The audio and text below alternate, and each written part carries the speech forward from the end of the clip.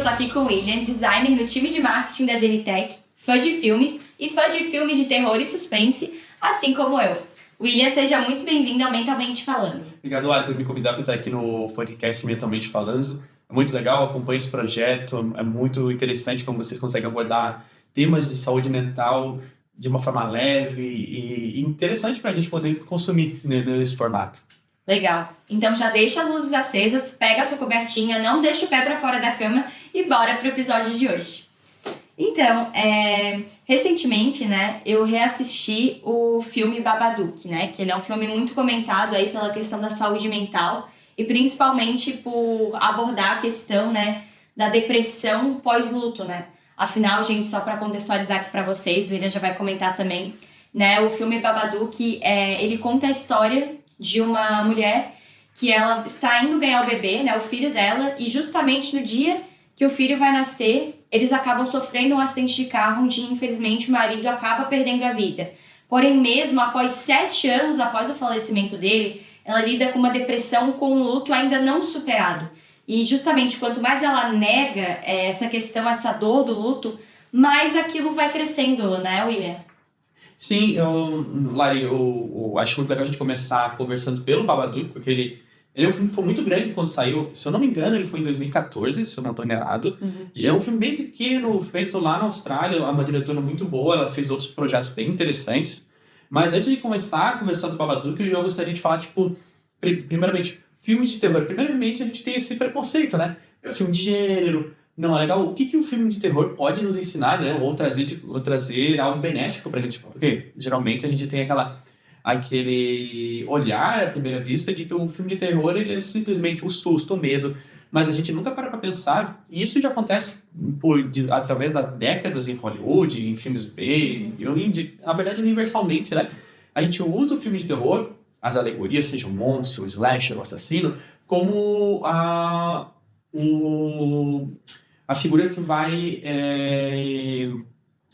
representar, né, um medo, seja o medo do período, seja, no nosso caso, quando estamos falando de saúde mental, muitos desses, os monstros, assassinos ou antagonistas que tem nesses filmes, eles são, vamos dizer assim, em carne viva, o medo, a depressão, ou algum distúrbio psiquiátrico, ou alguma deficiência na saúde mental da pessoa.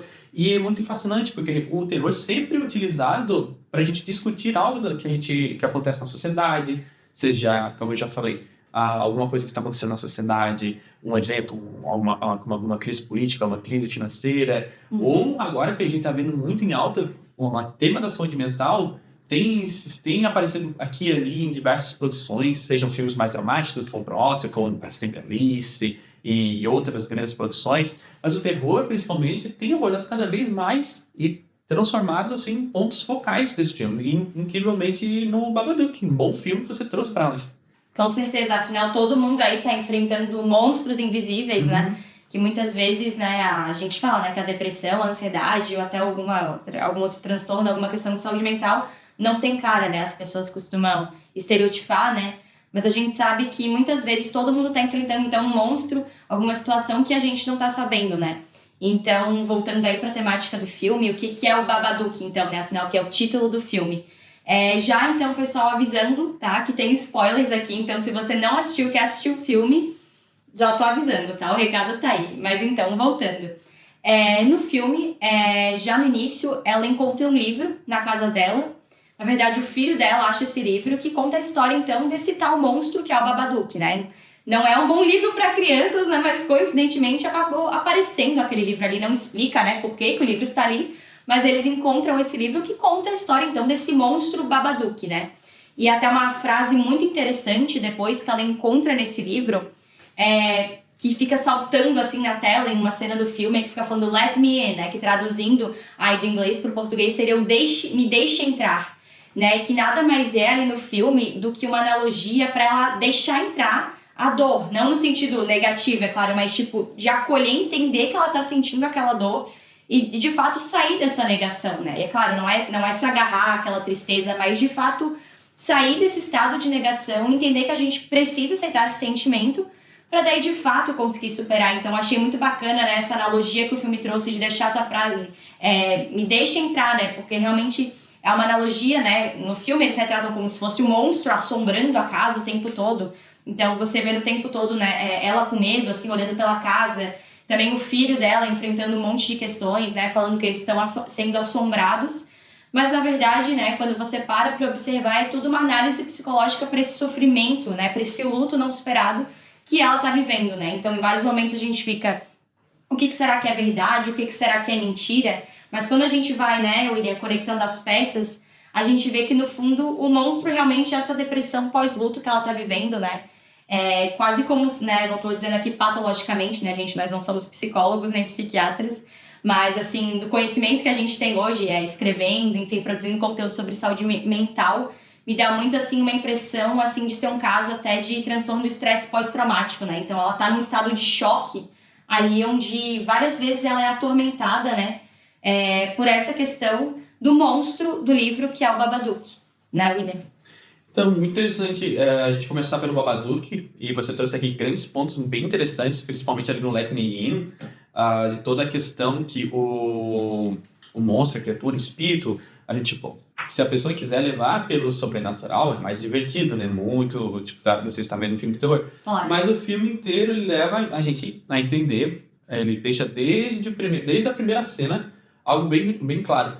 O filme é sobre o trauma dessa mulher, o peso que ela tem sobre como ela vai lidar com esse luto, com esse trauma que ela viveu, e como ela vai lidar com esse sentimento, não só com ela mesma, mas ela tem um filho, né, o Samuel, que apesar de a gente não ter confirmação do filme, mas deixa bem explícito que ele é uma criança com necessidades especiais, ele é uma pessoa, a gente acredita que ele possa ser uma criança portadora do espectro autista? Do espectro. Que está dentro do espectro autista. Está dentro do espectro autista. E a gente vê que eu me esqueci do nome da protagonista, mas a protagonista ela não consegue acessar as próprias emoções e ela também não consegue transferir isso para o filho, porque o filho ele vive remetendo, querendo saber a imagem do pai, ter acesso aos artefatos do pai, e ela não consegue porque ela se trancou, ela deixou toda aquela memória dele só para ela e ela não compartilha. Até porque é interessante que o aniversário da criança, né, é justamente no mesmo dia que aconteceu a morte. O marido dela faleceu. Sim. Então, existe também essa mistura muito complexa de que ela tem um ressentimento com o filho, sabe? Sim. Então, realmente é muito complicado. E o Babadook, ele realmente é uma figura que encarna, assim, meio a nossa imagética do que seria a depressão, né? É um ser escuro, a gente não vê a face, a gente vê a face somente uma vez, ele é sombrio, ele vem nos momentos, assim, realmente que a gente encontra ela no filme, ela está, assim, não está no auge da vida dela, profissionalmente ela está esgotada, está exaurida, ela não está num ambiente que ela gosta, a família vira as costas para ela, porque eles não têm uma compreensão sobre como lidar com o Samuel, que ele é uma criança com uma atenção diferente, e ela também não sabe como lidar com essa situação, então realmente... E o Babadook, ele vai se alimentando, né? Ela não deixa... tipo assim, o Let Me In seria ela deixar esse sentimento entrar, né? E enquanto ela não deixa o luto tomar conta e ela passar por esse processo, esse sentimento, essa depressão, que exaure ela, vai aumentando. Tanto que durante o filme, muitos dos aspectos do que acontece no filme pode ser levado pelo sobrenatural, mas a gente consegue tudo normalmente encarar tudo aquilo como uma questão de uma psique que está se desfazendo ali. Então, realmente, esse filme é muito interessante. E ainda um filme de terror que aborda a depressão, o luto e o trauma, e ainda esse negócio, esse fato do filho com uma necessidade de atenção diferente, que eu não tinha percebido isso da primeira vez que eu assisti. Reassistindo agora, e ficou muito mais em foco. Sim, com certeza, né? Eu também, principalmente...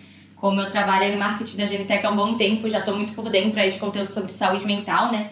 E a gente fala muito hoje também sobre as crianças que estão aí no espectro autista, até um dos nossos episódios agora do Dia das Crianças, a gente falou sobre isso. E retomando até o que você falou, né, sobre a questão, então, dela como mãe, né? Então, é uma coisa também que, reassistindo agora, eu consegui perceber muito mais evidentemente que eu não tinha percebido quando eu era mais nova, né? Talvez com uma mentalidade diferente, então eu já tive um outro olhar, né? Até mesmo como mulher, assim, então... Não sou mãe, né, gente? Mas é muito evidente a questão da saúde mental e da maternidade, nesse filme, né? Então, as mulheres já carregam muito a questão da dupla jornada de trabalho, né? Então, às vezes, passa um dia fora de casa, chega, tem as tarefas domésticas para fazer, o filho para criar. E justamente, né, a gente sabe que para as mães atípicas, até se você é uma mãe atípica, tá aí assistindo a gente sabe que não é nada fácil, né? E muitas vezes, né, a criança às vezes ainda nem teve um diagnóstico. E aí muita gente pensa, não, mas é birra, ele é chato, né? Porque tem gente que assiste o filme, né, e fica, meu Deus, essa criança não para quieta um minuto, que chato, ele não deixa a mãe em paz. Mas sabe, ele é uma criança, né? Então, nem ele sabe ao certo, ele tá se desenvolvendo ainda, né? Mas, assim, como a gente falou, não tem, de fato, uma confirmação de que o personagem dele está aí no espectro. Mas, assim, todos os sinais indicam, ele tem a questão, assim, da irritabilidade muito forte quando as coisas fogem da rotina, do planejado, sabe? E tem muito a questão dele, a percepção dele de filho com o pai. Então, ele tenta construir uma imagem de um pai que pra ele nunca existiu. Verdade. Né? Porque então ele fica ali em cima da mãe, mãe, eu quero saber. Às vezes até tem um personagem que trabalha com ela no hospital, que ela é enfermeira, né? Uhum. Que ele é colega de trabalho. Às vezes ele vai lá fazer uma visita, né? Dá a entender que ele tem um certo interesse ali amoroso nela. Mas, enfim, não é o foco do filme. E aí, quando o menino vê ele já fica papai, papai, né? Tu fica, meu Deus, a criança falando isso, né? Mas você vê que ele tem essa sede, essa necessidade de querer saber como é ter a figura de um pai. Ele tenta buscar isso, às vezes, quando ele vê a mãe conversando com outros homens, né? E também a questão dele como, não só de pai, mas ele com a mãe dele, né? Então, ele vê a mãe naquele sofrimento e ele não sabe o que fazer. E, ao mesmo tempo, ele quer a atenção dela, sabe? E ele explode. E aí, quando vê, eles estão num ciclo, né? Do filho ali querendo saber sobre o pai e querendo toda a atenção da mãe. E a mãe, por outro lado, exaurida, tentando dar o melhor dela, né? E deixa muito claro, assim, até a aparência física, né? Então, a pessoa com depressão no estágio mais severo, assim, ela tá sempre de pijama, sabe? Ela tá sempre muito cansada, ela não dorme, ela simplesmente não consegue dormir, sabe? Então, pensa, você já tá mal, com um luto não superado, uma depressão forte, né? Tá cansado e ainda tem toda essa questão da maternidade, né? Supostamente atípica nesse filme, né? Que ser mãe, né, já é uma coisa, não é fácil, né? E dentro de uma maternidade atípica, né, ainda é mais difícil. Então, o filme também mostra muito mesmo essa questão da maternidade, né? E eu trouxe até uma frase aqui, William, que eu vi numa reportagem sobre uma matéria que fala sobre análise psicológica do filme, que mostra justamente que ela e o filho são opostos, né? Num sentido comportamental até, que a frase é essa, vou ler aqui pra vocês. Tá aqui o nome dela, Amélia, o nome da protagonista. Se a Amélia é sobre fuga, Samuel é sobre luta. E ele se contrapõe a Amélia nas expressões e atos. Também é o óbvio receptáculo das dores e traumas da mãe. Então, justamente, é uma criança que está tentando se encaixar, ele quer ajudar a mãe, mas no fundo as coisas meio que vão piorando, afinal é uma criança, né? Então, enfim, realmente isso é muito, muito evidente no filme. Eu li até alguns relatos de mães que assistiram o filme, né, mães atípicas, que elas falam, esse filme em mim ressoa diferente justamente porque eu me identifiquei assistindo. Muito interessante. Realmente é um ponto de vista que a gente não tem, muitas das vezes, até porque é uma realidade diferente da nossa, né? Mas isso também é uma das questões porque os filmes são tão interessantes, tão importantes. Porque é a única das formas de arte que a gente consegue ter a empatia, né? A gente consegue viver uma outra vida, um outro mundo pelos olhos de outra pessoa. Então, é muito legal nesse sentido. O terror, ele não deixa só... A gente também consegue ver os terrores através dos olhos de outras pessoas. E nesse caso, particularmente, a gente consegue entrar numa vida, numa situação muito particular. E o Babadook, por mais que ele seja uma criação desse filme, ele realmente existem diversos Babadook que todo mundo enfrenta todo santo dia. Então, é muito interessante como o filme resolve abordar aí esse tema que é a depressão, o luto, o trauma, a dificuldade da maternidade e tantas coisas que se acumulam nela através do sobrenatural, né? Do sobrenatural, que a gente nem sabe se realmente tudo aquilo ocorreu ou se era algo da psique dela, que ela já estava realmente entrando numa situação mais complicada. Mas isso traz pra gente no final do filme uma parte muito interessante que a gente dá a entender que ela teria encerrado, vencido o Babadook lá, porque no final tem a cena onde um espaço negro começa a tomar conta do quarto dela e o Babadook começa a tomar conta de tudo e ela se posiciona e não deixa que o Babadook tome conta. Aquilo ali pode ser, o quarto pode ser a mente dela, né? Pode ser a representação da mente dela, e ela não deixa com que ele tome aquele espaço. E a gente dá a entender que ela conseguiu se livrar daquilo. Mas não, ele ainda está lá no porão, mas o porão durante o filme inteiro ele era uma parte inacessível da casa. E tanto que no final tá ela e o Samuel comendo um churrasquinho, alguma coisa ali no final, e ele chega e pergunta pra ela: como é que foi hoje, mãe? E ele já falando, porque ele sabe que o Babadook está lá, então, ou seja, o trauma já é algo que ele está conversando com o Samuel, ele entende o que está acontecendo, ele não está mais ali a deriva com os sentimentos da própria mãe. Ela fala, não, foi bom. Ou seja, ela está tratando, ela vai lá e alimenta ele todo santo dia, quer dizer que, tipo assim, ela não vai poder mais ignorar isso. Ou seja, é melhor você enfrentar esse sentimento todo dia, um dia após dia, você vai confrontando isso e você vai sabendo lidar com isso, do que você não lidar diretamente com isso e se tornar algo imenso, que vai tomar o controle da tua vida e vai tirar tudo aquilo que mais importa de ti. Com certeza, e quanto mais a gente reprime, né, realmente mais vai crescendo, né? Então, até um lembrete para vocês, gente, se vocês sentem dificuldade de falar sobre o que vocês estão sentindo e vocês sentem que isso tá tomando conta de vocês, é fundamental que vocês busquem ajuda. E sim, em todos os episódios eu vou frisar sobre isso, sobre a importância da terapia, se for preciso, em algum caso, medicamento. Então, não tenha vergonha de buscar ajuda. Se você sente que você está carregando mais peso do que você deveria, é muito importante que você procure aí, né, um profissional de saúde mental, né? E então agora eu queria também que a gente vai falar um pouquinho, na verdade, sobre alguns outros filmes, né? Dar uma pincelada aí sobre outros filmes de terror, suspense e saúde mental. Claro. E agora eu pensei aqui da gente comentar um pouquinho sobre o Cisne Negro, né? Que ele poderia ser classificado aí como um filme de suspense/drama, né? Então ele tem muitos tópicos interessantes, né? Então ele aborda a questão até de, assim, não chega a ser um quadro clínico, né? Mas você vê a personagem à beira de um burnout, porque ela é uma bailarina, né? E ela é muito rígida, ela tem uma rigidez com ela muito forte e ela quer ser perfeita. Então a gente sabe, né? Tem muitos filmes que retratam sobre essa questão da cobrança, né? Então, por exemplo, bailarinos profissionais, às vezes outros artistas ou outras profissões que tem uma cobrança externa e também interna muito grande, né? Então o filme ele entra muito legal nessa parte de autocobrança, síndrome de impostor, né? E até que ponto você vai, né, por causa do seu trabalho, até que ponto você prejudica a sua saúde mental, às vezes, por um sonho, né, William? Uhum. O Cisne Negro não tecnicamente é um terror, mas há elementos de terror no filme. E o Aronofsky, né, o Darren Aronofsky, o diretor, ele é conhecido por fazer diversos desses filmes bem inquietantes, onde que ele tem muito em foco o tema da obsessão com seus filmes, né? O Cisne Negro é o mais famoso dele, mas nós temos O Lutador, temos Requiem para o Sonho, temos Mãe, que também é um filme muito famoso dele. Então ele sempre tem em voga da questão da obsessão, que se eu não me engano o personagem da Nina, que é a Natalie Portman, que ela ganhou o Oscar por esse filme, ela não só é a rigidez, que ela tem a autocobrança muito grande e a autoimagem dela que ela quer, ela literalmente no final ela fala "This was just perfect". Então, ela busca a perfeição durante o filme inteiro, só que ela leva isso a um limite que obviamente não é saudável. Uhum. Ela tem também a questão da mãe dela, que ela tem uma questão muito conflituosa com a mãe dela, de muita rigidez, pouco acesso.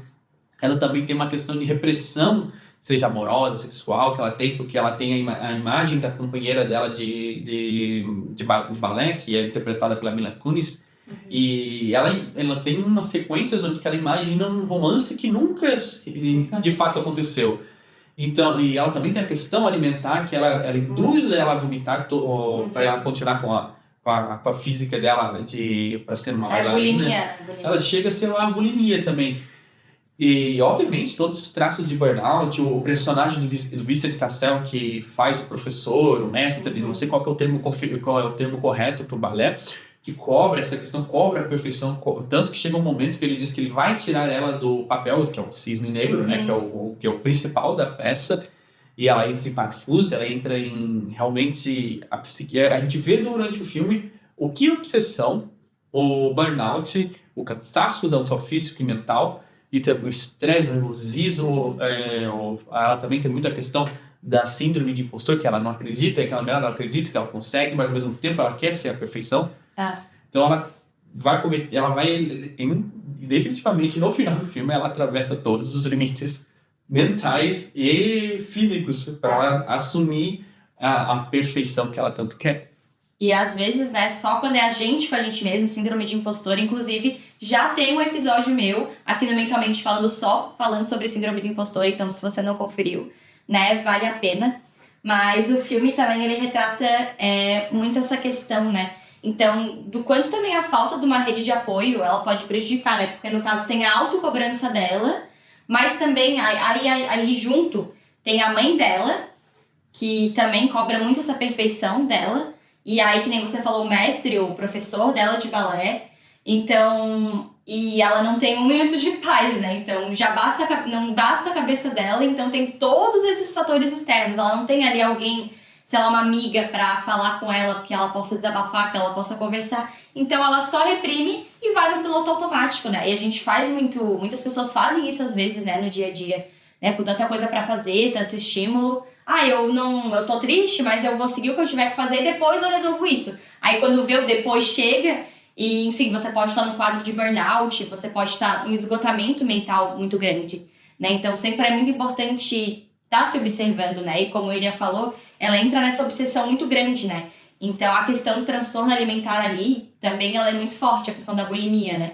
Então tanto na área também de mulheres, pessoas que trabalham com moda, né, também quanto com trabalho com balé. Então, infelizmente, acaba acontecendo bastante, né? Então, o Cisne Negro, ele aborda muito essas questões, né? Tem elementos ali de psicose no sentido de que você não sabe o que é real, o que não é, o que é da cabeça dela, o que não é. E nisso se parece um pouco com Babadook, né? São filmes completamente diferentes, mas eu digo se parecem no sentido o que é do personagem e o que de fato está acontecendo, né, no filme. E falando então em psicose e delírios, a gente também tem um grande clássico aí, né? Um filme aí baseado no livro de Stephen King, O Iluminado, que é um grande clássico, né? Estrelado pelo Jack Nicholson. E ele também aborda muito essas questões, né? De delírio, o que é real, o que não é. É uma assombração que tá ali no hotel, não é? Porque até o William pode me relembrar aqui, né? Que eu preciso reassistir o filme, né? Mas é uma história que ele era professor e acaba perdendo o emprego, né? E aí ele vai para um hotel com a família, né? Para ver se ele consegue voltar com essa gama de escrever, né? Se eu não me engano, é por aí, né, William? Me relembra a memória aí, me refresca. Agora a profissão exata do Jack Towers, que era interpretado pelo Jack Nicholson, eu não sei. Eu acho que ele era assim, da área acadêmica, mas ele era um escritor, um sonhador de ser escritor. Ele tinha esse sonho, essa vontade de escrever. Ele disse que precisava de um tempo para se isolar, tem um tempo para entender dele. Ele vai no Hotel Overlook, o famoso Hotel Overlook, que durante a temporada de inverno fecha, já é um negócio meio estranho, porque um hotel no Colorado, nas neves, e no inverno ele fecha, meio estranho. Aí fica sua família lá. Aí eles começam a descobrir que não, aquele hotel não é só habitado pela família, é um lar de diversos espíritos e fantasmas, só que ao mesmo tempo esses fantasmas e espíritos eles trazem um grande grau de paranoia e começam também a adentrar na psique do Jack Torrance, porque muitos dos fantasmas começam a induzir das grandes aflições que ele tem na vida, né? O desânimo que ele tem com a vida, que ele tem com as questões conjugais que ele tem com a Wendy, né, que é a famosa, que foi interpretada pela Shelley Duvall, o desgosto que ele tem pela vida, o alcoolismo que ele tem também. Muito grande a questão do alcoolismo, que é muito grande na questão dele. E depois toda a questão da paranoia, né, que é algo muito característico no filme. Apesar do filme interpretar isso que pode ser uma possessão dos espíritos, o filme também dá muito a entender que aquilo é uma questão psicológica muito. Que existem os espíritos, os fantasmas, mas tudo aquilo só é um empurrão que precisa para deixar o Jack Torrance se revelar a pessoa que ele é, dentro da psique que ele já tem. E tudo aquilo que ele começa a fazer, tu pode interpretar pela via psicológica, pelo sobrenatural, e fica a escolha das pessoas. Mas aqui a gente está fazendo uma análise, e é muito interessante a gente ver por esse ponto de vista, porque todos os espíritos eles vão induzindo aos comportamentos mais autodestrutivos que ele começa a fazer. Seja o Lloyd lá no bar, que é o fantasma que começa a falar sobre o álcool, que começa a induzir, ele começa a ficar loucão. E E é isso, mas isso não é uma particularidade só do Iluminado, porque o Kubrick, ele tem muito dessa ideia, dessa atmosfera nos filmes dele de paranoia, de loucura. A gente não sabe até onde os personagens, o que eles estão pensando, o que eles vão fazer. Isso é muito mais em voga, né?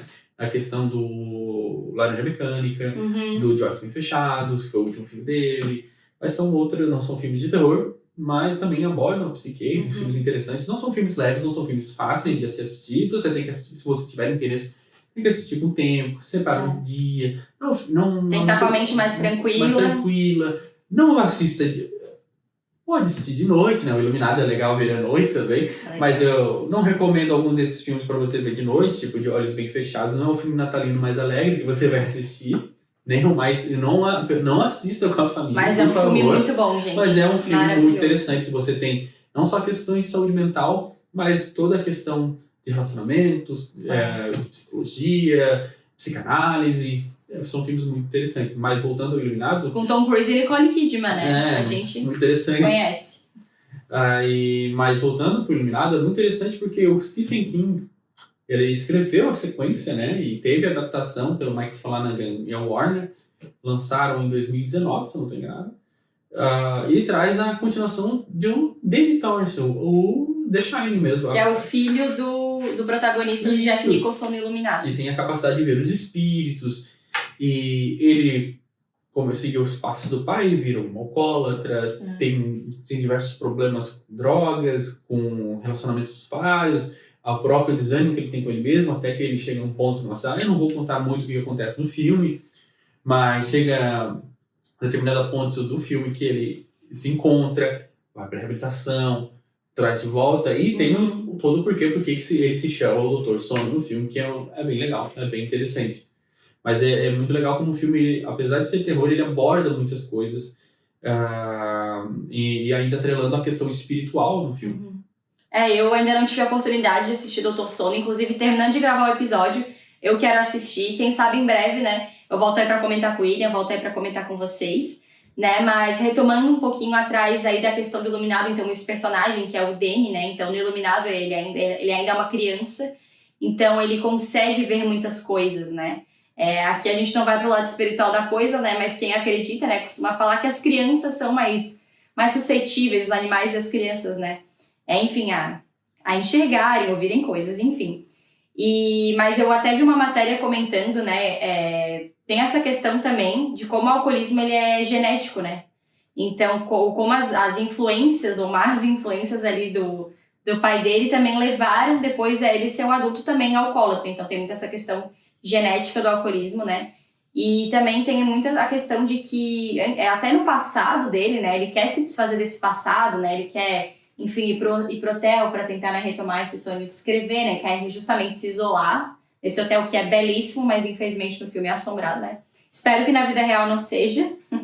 Mas, enfim, então, também tem muito essa questão da relação do Danny, que é o filho, com o pai, né? Então... Tem algumas teorias, algumas matérias que eu li até comentando que parece que às vezes ele pode ser que ele tenha uma mediunidade ali aflorada, mas pode ser que seja às vezes algum trauma que ele ficou do pai, né? Porque como o pai, ele tinha a questão do alcoolismo, né? Ele teve momentos que ele era agressivo, né? Então, ele era agressivo, às vezes ele brigava, não lembro se ele chegava a ter alguma agressão física, mas então a criança tem momentos que ela talvez ficou com esse medo, né? O que levou talvez a ter algumas condições, assim, né? Enfim, dessas alucinações, né? Porque o hotel ali do Iluminado, ele, que nem você comentou, né? Tem uma cena que ele tá no bar e daí o fantasma fala com ele sobre isso. Então, é como se fossem coisas que os personagens já tivessem. Vamos supor, o Jack Nicholson tinha a questão ali, né, do alcoolismo e outras questões mentais, ter uma agressividade ali. E aqueles fantasmas, eles iam lá para atiçar, digamos assim, né? Tipo, reforçar, né, esses sentimentos. Mas, então, eu gostaria que você complementasse ali, se você tem mais algum apontamento, William, para falar ali da questão do Dr. Sono, como eu ainda não assisti, né? Só questão das alucinações que você trouxe. Acho que o filme não tenta muito por esse lado. Eu acho que é muito evidente que a questão ali realmente são espíritos, sabe? Uma coisa, até porque é todo dentro desse mundo, desse universo, né? Existem os The Shine, né? As pessoas iluminadas, que são os médiums, né? Que a gente pode chamar assim, que tem um contato com o espiritual. Mas o que eu digo, assim, é que os espíritos se alimentam, vamos dizer assim, da putrefação. Da dificuldade. E da dificuldade da alma humana. Então, eles não são representações da depressão ou de qualquer coisa, mas eles são coisas que estão induzindo aquilo. Eu acho que por esse viés, a interpretação funciona melhor, sabe? Mas sim, você está certíssima que ele tinha que viver momentos. É claro que foi uma escalada para ele chegar na agressão física lá, a famosa cena do machado, que ele arranca a porta, tudo. Mas ele já demonstrava naquela cena, a icônica cena de abertura do Shine, que eles estão andando naquele carrinho, e a câmera vai passando pela ilha, e vem aquela música assustadora. E dentro do carro, ele já é um cara debochado, cínico, tratava com rispidez muitas das vezes, tratava a Wendy com aquela atitude mesquinharia, sabe? Ela vai fazer uma pergunta ingênua, ele retruca com uma truculência que não é necessário, e tu vê que ele tá cansado, seja do casamento, seja das obrigações dele, ou ele não tá feliz com que a vida dele não do que ele esperava, ele não atingiu aquilo, sabe? E talvez o sonho de ser escritor seja a fuga dele, né? Sim. Nossa, muito legal essa observação. Seja a fuga dele, a máquina de escrever, o sonho, aquilo ali é a última coisa que ele se apega, tipo, talvez isso aqui vai ser a coisa que vai me fazer ser grande, ser uma pessoa, sabe? Ele está projetando tudo aquilo que ele, vamos dizer, falhou, né? Naquilo ali. E é muito interessante porque tem algumas similaridades o livro, assim.